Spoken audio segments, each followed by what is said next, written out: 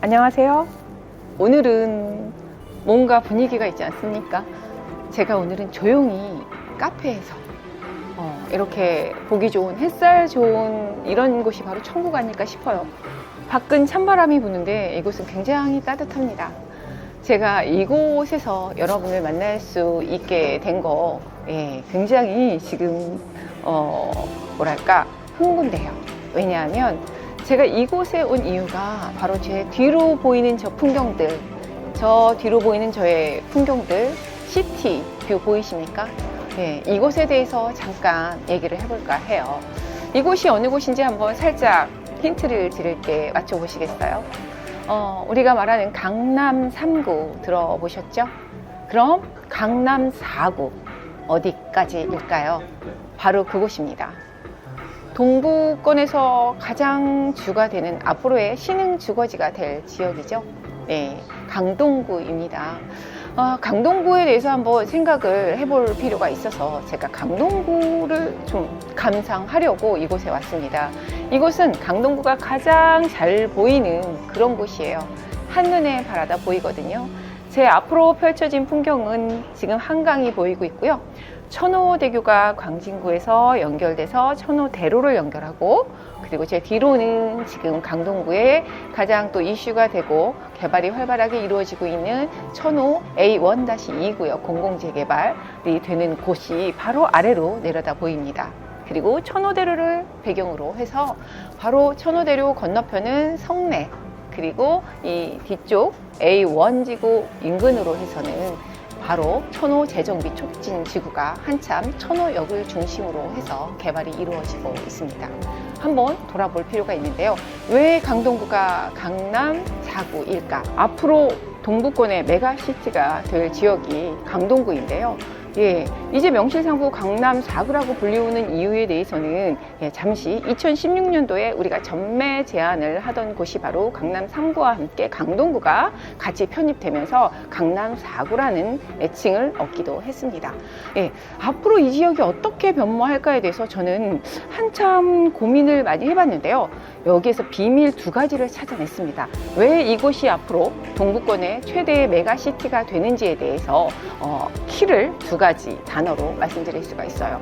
우리가 알고 있는 MZ세대들이 선호할 수 있는 지역과, 그리고 앞으로 인구 10명 중 6명이 시니어로 돌입하는 노령화. 2017년부터 우리는 전체 65세 인구가 14%에 달하는 노령화에 진입했습니다.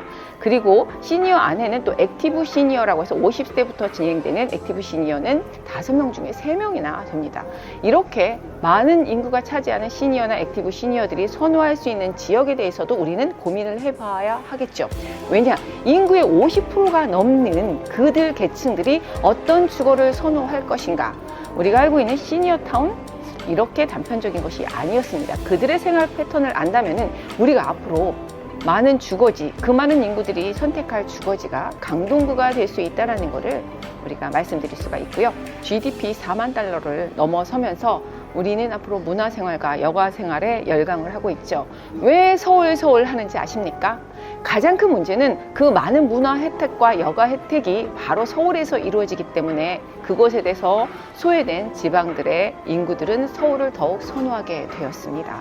이렇게 봤을 때 우리가 여가 문화 생활들이 주로 어느 곳에서 이루어지고 어디를 선호하는지 아십니까? 우리나라에서 가장 선호하는 여가 관광지는 어디인지 알고 계십니까? 눈치채셨을 텐데요. 동쪽에 있는 강원도입니다. 그렇다면은 좀 힌트가 되시나요? 그 많은 우리나라 3분의 2를 차지하게 되는 시니어 인구들과 그들이 선호하는 여가 생활의 관광지가 어디인지, 빠르게 진입할 수 있는 곳이 어디인지 한번 생각해 볼 필요가 있고요. 그리고 앞으로 신흥 주거지로 가장 많은 재개발과 재건축이 활발하게 이루어지고 있는 곳이 어디인지도 좀 살펴볼 필요가 있겠죠. 지금 이곳은 천호 뉴타운이라고 말하는 천호 재정비 촉진지구에 와 있습니다. 지금 제 뒤 옆 앞으로 보이는 곳이 바로 천호 재정비 촉진지구에서 개발을 한참 진행을 하고 있는데요. 이미 완성이 된 곳과 지금 진행 중인 곳, 곧 입주를 할 곳, 그리고 지금 시작한 곳, 이렇게 나뉘는데요. 제 뒤로 보이는 곳이 바로 강동 밀레니엄 S중흥 클래스입니다. 가장 세대가 큰데요. 999세대를 이루고 있습니다. 한창 공사가 진행 중입니다만 이곳은 경쟁률도 상당히 높았었죠. 거의 35대 1을 육박하는 경쟁률을 또 차지하는 굉장히 인기가 많았었던 그런 곳이고요. 한창 공사가 진행이지만 마무리 단계가 들어가 내년이면 입주를 앞두고 있습니다. 이곳이 바로 천호 재정비 촉진지구 1구역입니다. 그리고 2구역, 제 지금 왼쪽으로 보이는 곳인데요. 이미 입주를 했습니다. 188세대 힐데스하임.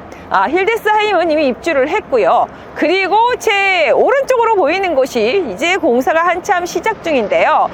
바로 천호 3구역입니다. 3구역이 이제 공사가 시작인데 이곳이 바로 뒤에 보이시나요? 이 편한 세상. 이렇게 해서 3개의 구역이 공사가 한참 진행 중이거나 입주한 곳이고요.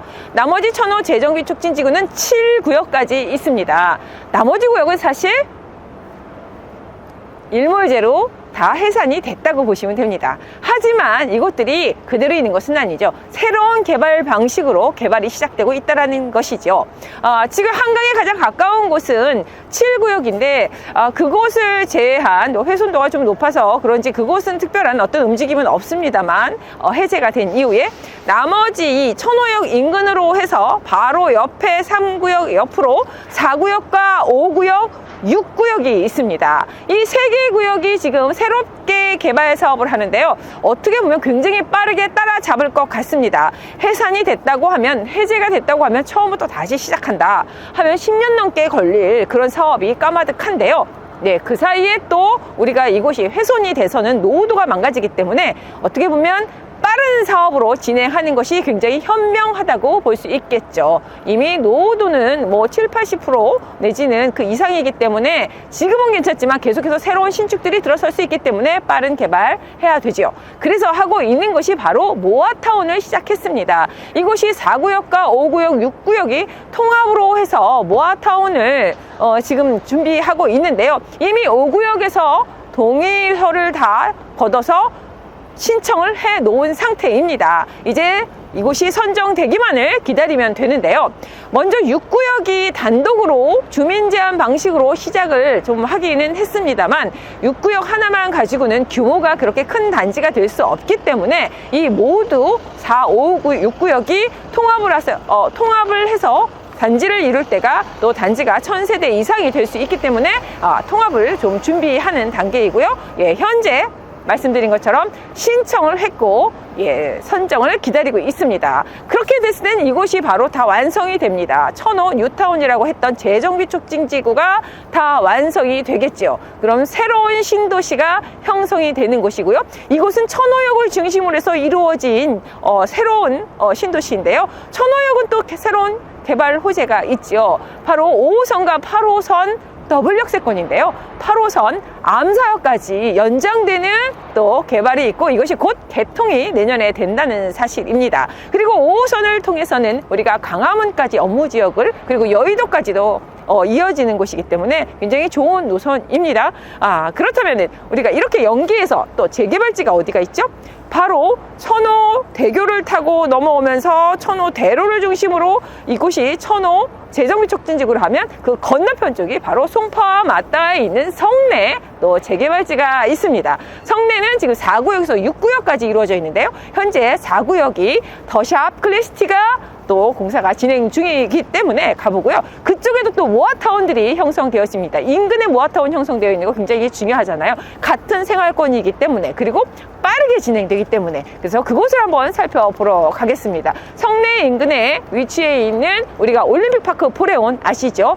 단군일의 최대 12,000세대 그 옆으로 송파에 살짝 걸쳐 있기는 하지만 올림픽 패밀리 아파트가 재개발을 재건축을 앞두고 있습니다. 그리고 바로 보훈병원이 이미 통과가 되는 곳이 바로 9호선의 마지막 종착지이죠. 앞으로 계속해서 4차, 5차가 계속 공사가 진행하고 있습니다. 고덕까지 이어지고 비즈밸리까지 이어진다는 사실 알고 계실 텐데요. 이 철도를 따라서, 이 노선을 따라서 또 새로운 개발들이 역세권 개발과 그리고 모아타운 그리고 신통들이 이루어지고 있다는 사실을 알고 계십니까? 그 중에 하나가 바로 둔촌 모아타운입니다. 이것도 이미 선정이 된 곳이고요. 개발 사업성이 굉장히 좋고, 이곳은 바로 올림픽파크 포레온과 함께 생활권이 되어지는 9호선 역세권 모아타운입니다. 그것도 한번 살짝 살펴보러 가실 텐데요. 그럼 또 한번 출발해 보시죠.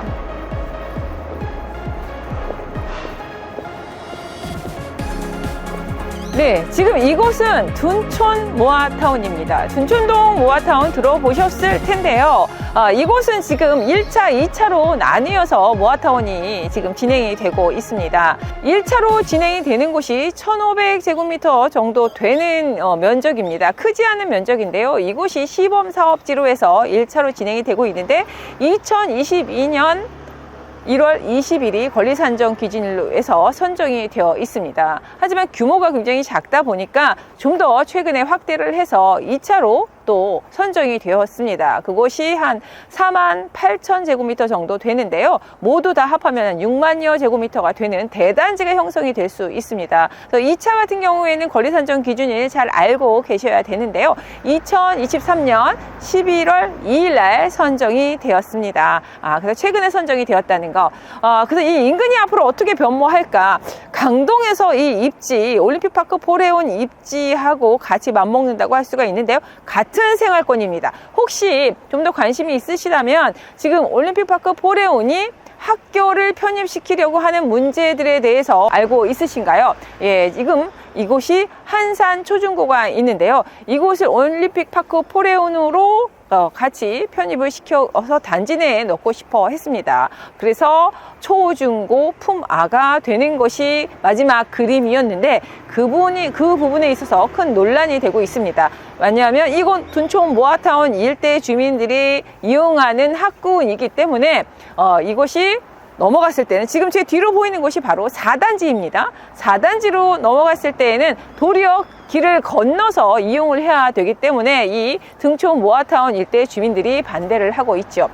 등촌 모아타운은 이 6만여 제곱미터로 확장이 되었습니다만 그랬을 때 세대는 한 1200세대 정도 들어오게 됩니다. 등촌 모아타운에 대한 부분에 있어서는 앞으로 더 커지는 생활권이 된다라는 거 잠깐 참고로 말씀드리겠습니다. 주변 지역에 보면 현대 1차, 2차, 3차가 아파트들이 형성되어 있는데요. 이곳이 지금 리모델링으로 해서 벌써 1차는 철거 들어가고요. 그 다음에 2차, 3차도 안전진단 등 진행이 되고 있기 때문에 건축 심의 이런 것들로 진행이 다 막바지에 이르고 있습니다. 이렇게 현대 1차, 2차, 3차 리모델링이 끝나고 그 다음에 모아타운이 5년 내에 입주를 하게 됐을 때 그리고 길 건너에 올림픽파크 포레온, 보훈병원역 9호선을 역세권에 위치한 대단지 신도시가 되는 아파트 단지가 된다는 사실 아셨습니까? 바로 이것이 그런 어마어마한 앞으로의 차세대 머메드급 강동을 입지를 이끄는